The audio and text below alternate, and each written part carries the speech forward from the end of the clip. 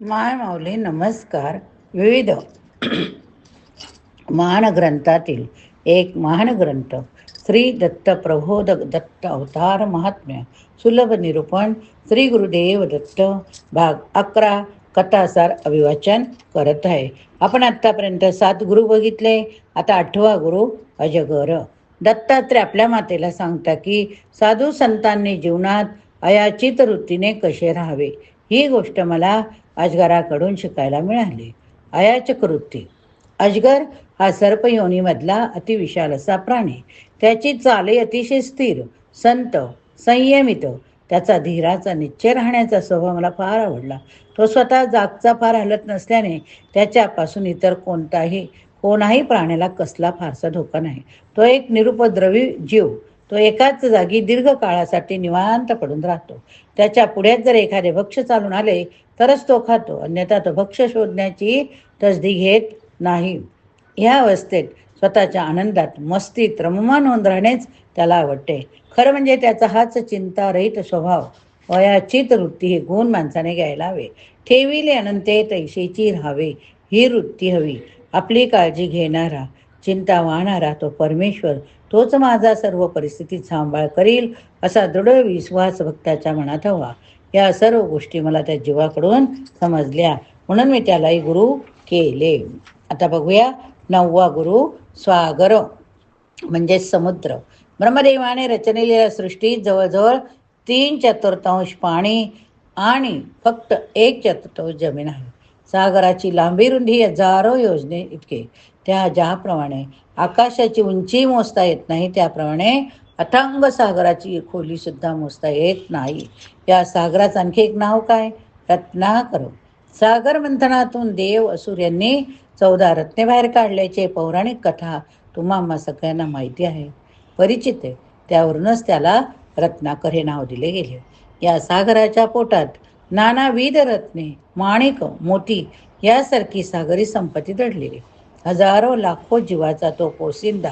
अनेक जलचर प्राण्यांचे ते आश्रयस्थान. तो अनेक नद्यांना आपल्या कुशीत सहजतेने सामावून घेतो. वर खवळलेला सागर हा अंतरंगात मात्र शांत, धीर, गंभीर असतो. सागरातले पाणी एक जरी खारटले तरी ते पीत येत नसले तरी पावसाच्या रूपाने अवघ्या सृष्टीला अमृतपान करवणारा तोच प्रमुख घटक, हे विसरून चालणार नाही. सागराची भव्यता, त्याच्या पाठशक्ती, सर्वांचा विचार केला असताना त्याच्याकडून घेण्यासारखा महत्त्वाचा गुण काय? स्वमर्यादित राहणे. सागर कधीच आपल्या सीमांचं उल्लंघन करत नाही. माते मर्यादेचे उल्लंघन न करण्याचा गुण सागराकडनं घेतला. आता बघूया 10वा गुण पतंग. माते पतंग या साध्या छोट्याशा कीटकाकडूनही आपण चिकाटी समर्पणाचा गुण घ्यावा असे वाटते. या पतंगाच्या कृतीचं मी बारकाईने निरीक्षण केलं.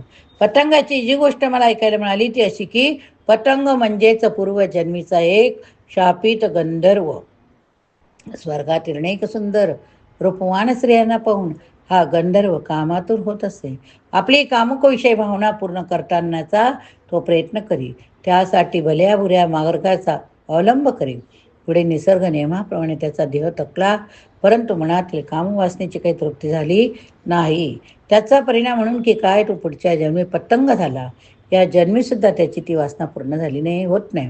म्हणून त्याला ज्योतीतला मिठी मारताना स्वतःला जाळून टाकावे लागले. या वासनापूर्तीच्या खेळात त्याचे नाजूक पंख जळता, शरीर जळते, पण त्याचा हा समर्पणाचा, इच्छित प्राप्तीसाठी सर्वस्व त्यागाचा खेळ आजही चालू आहे. विवेकाने, विचाराने समर्पणाची वृत्ती, हा त्याग कुठे कसा चालावायचा याचा विचार केला तर इच्छित ध्येय मिळवता येईल.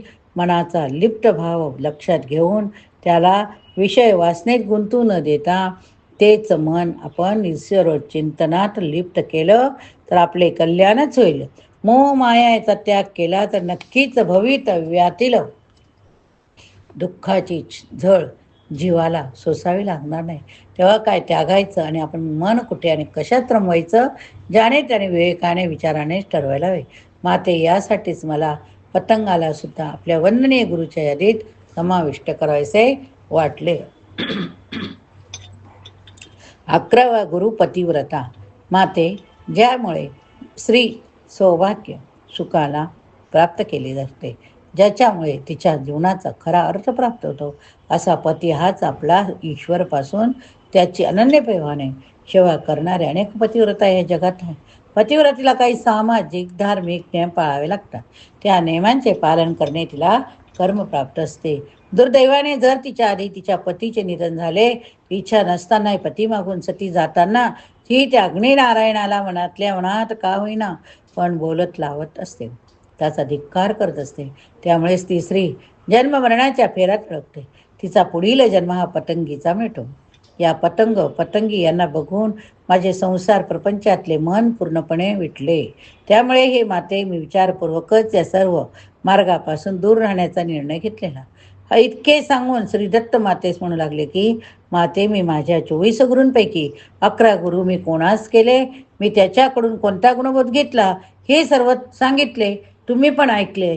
11 गुरुचा महिमा खरोखर अवर्णनीय. गुरु महात्म्याचे थोरवी अपार.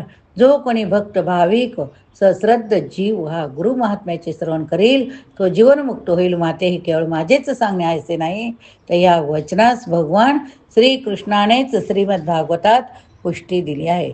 या ठिकाणी श्री नारद पुराण संमत दत्त प्रबोध या ग्रंथाचा 18वा अध्याय समाप्त झाला. आता 19व्या अध्यायामध्ये आणखी 8 गुरु सांगितले, ते आपण बघूया. अनुसया मातेच्या चित्तास चंद्राची चकोरास जशी आस लागावी तशी गुरु महात्म्य श्रवणाची आर्तास लागली. तुम्हाला लागली असेल. पुढचे गुरु कोणते तुम्हाला माहिती आहे गुरु, पण पुढचे गुरु कोणते, काय सांगितलं, त्यांच्यापासून आपण काय शिकलो याची आज तुम्हाला लागली असेल.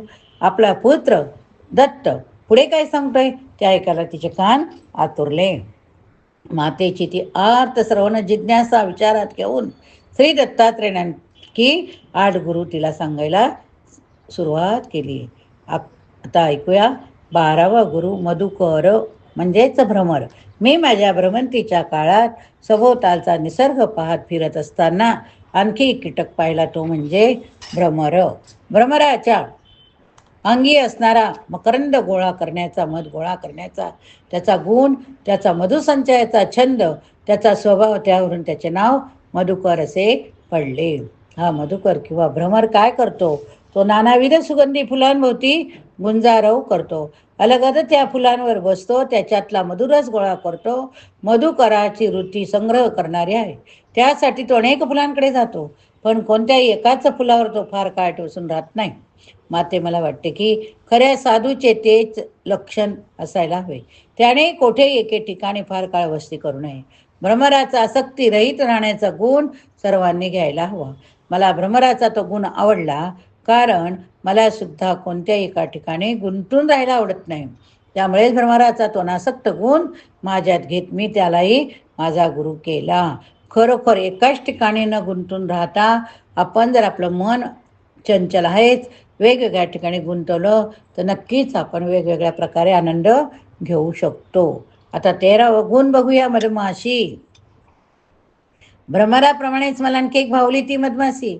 मधमाशी अनेक लहान मोठ्या झाडांवर फिरत असते.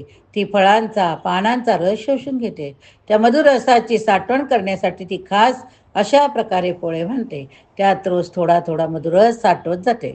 या आपल्या अमृत संचयाचं ती मधमाशी प्राणपणाने रक्षण करते. माझ्यासारख्या स्वार्थी, लोभी, मतलबी प्राण्याला ती आपल्या पोळ्याजवळ फिरकूनही देत नाही. तिच्या मधुसंचयाला कोणी साधा धक्का जरी लावायचा प्रयत्न केला तरी हजारो मधमाशा त्याच्या तुटून पडतात. हाच गुण आपण घ्यायला हवा. जर आपल्या घरात एकावर संकट आले तर सगळेजण धावून मदत करायला हवी. मधाचे रक्षण करण्यासाठी त्या प्रसंगी मरणे पत्करतात. त्यांचा देण्याचा जरी स्वभाव नसला तरी त्याचा ते चांगला आहे, उत्तम आहे. ते संचय करण्याचा, ते जपून ठेवायचा गुण मला अधिक मोलाचा वाटला. इतर माशांचं मात्र तसं नाही. त्या कशावरही बसतात, पदार्थ उष्टा करतात. त्यांना पंचपक्वांना काय आणि घाण काय किंवा विष्ठा काय दोन्ही सारखंच. त्या सारे एकाच आवडीने सेवन करतात. कोणतीही गोष्ट चांगलीच आहे असं म्हणून त्या तिचा स्वीकार करतात. ही त्यांची वृत्ती घेण्यासारखी आहे. संसारात राहून सुद्धा निर्मोह ही निर्विकार राहण्याची कला मुद्दाम शिकून घ्यायची होईल. ज्याने त्याने आपली नामसाधना ईश्वर तपोसाधना अखंड चालू ठेवायला हवी. तरच काही गुण त्या व्यक्तीच्या अंगी येतील, त्यांच्या वृत्तीचा पालट होईल.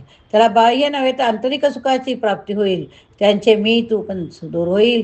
ईश्वर आणि मी वेगळं नाही तर तो मीच याची अनुभूती येईल. ज्यावेळेस आपण सगळे ग्रंथ ऐकतोय, ग्रंथांचं श्रवण करतोय, त्याच्यातला काही ना काही अंश आपल्या जीवनात यायचा प्रयत्न केला तर नक्कीच आपण आपलं जीवन आनंदी जगू शकू. आणि ती अनुभूती आल्याशिवाय आपल्याला राहत नाही.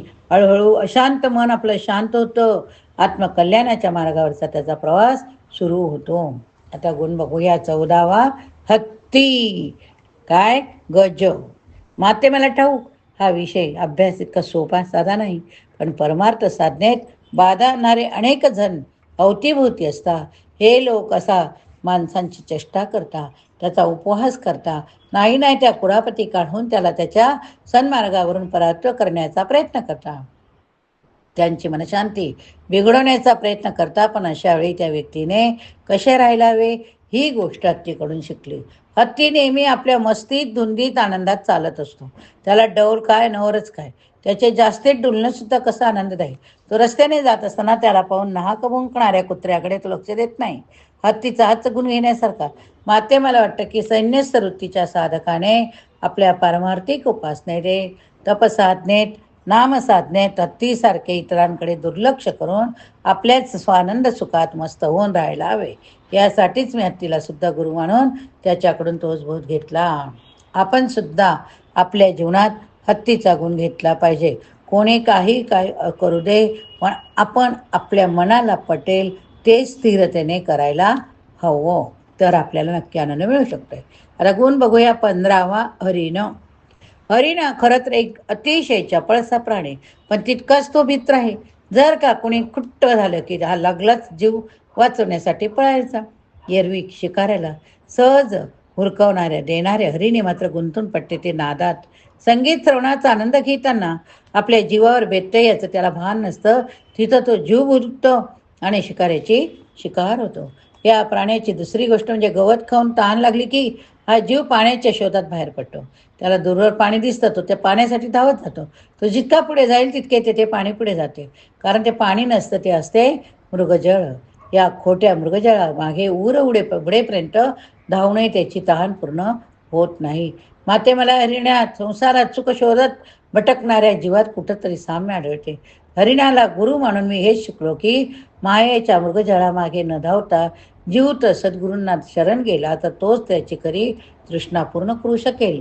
गुरुविना जीवन म्हणजे पाण्याविना मासा. म्हणूनच आपण अध्यात्मामध्ये जे जे काही ग्रंथ आहेत ते आपण ज्यावेळेस श्रवण करतो त्यावेळेस खरोखर आपली तहान भागते. 16वा गुरु. मासा. पाण्यात हा मासा राहणारा, पाण्यातच जगणारा प्राणी. मासा जोवर पाण्यात असतो ना तो सुरक्षित असतो. पण जसा का तो गळाला लावलेल्या खांद्याच्या मोहाने पाण्यास येण्याचा प्रयत्न करतो, गळाचे खाद्य मिळविण्याच्या प्रयत्नात फसतो आणि गळाला लागतो, तेथेच त्याचा घात होतो. त्या क्षणिक मोहापायी त्याला आपला जीव गमवावा लागतो.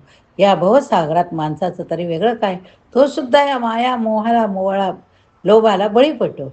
एका सुवर्ण संधीचं मातेर करून घेतो. काळरूपी घीवर हा माया मोहाचे गळ टाकून बसलेलाच असतो. त्याने माणसाला आकृष्ट करण्यासाठी त्या गळाला कनक कांतेचं आमिष लावून ठेवलेलं आहे. मानवी मन क्षदार्धा त्या मोहाला बळी पडतं, स्वतःचा आत्मघात करून घेतो. ज्याप्रमाणे माशाने आपल्या आत्मघात होऊ नये म्हणून आपले पाण्यातले अस्तित्व सोडू नये, तसेच माणसाने सद्गुरूचं ईश्वरी अधिष्ठानाचं सानिध्य सोडू नये. हा गुण म्हणजेच काय हो, की केव्हाही कुठलाही एका गुरुवर श्रद्धा ठेवा, ते करा, अध्यात्माचं वाचन करा, इकडे तिकडे इकडून तिकडे तिकडून इकडे न भटकता मन स्थिर ठेवा. त्याच्यापासून दूर होताना पाण्यातून बाहेर पडणाऱ्या माशाची जशी तडफड होते तशीच आर्त जीवांची तडफड व्हायला हवी जाते. मला माणसात हेच सामर्थ्य दिसलं. मी त्यालाच गुरु केला. जीवनाचं सार्थक करण्यासाठी मी गुरुकृपेचाच आश्रय घेतला. जाणीवपूर्वक त्या कनक कांतेच्या मोहापासून स्वतःला दूर ठेवले. आता बघूया 17वा गुरु. पिंगळा. एक वेश्या बरं का.